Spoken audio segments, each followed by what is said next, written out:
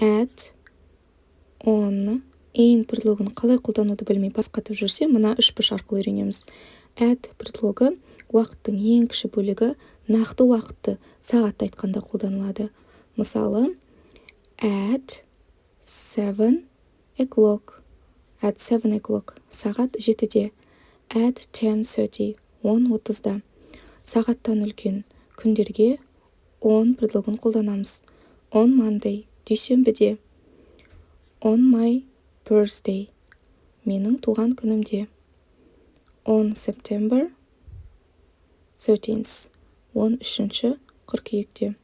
Күндерден үлкен жалпы уақытты айтқан кезде апталарға, айларға, жылдарға, ғасырға in предлогын қолданамыз.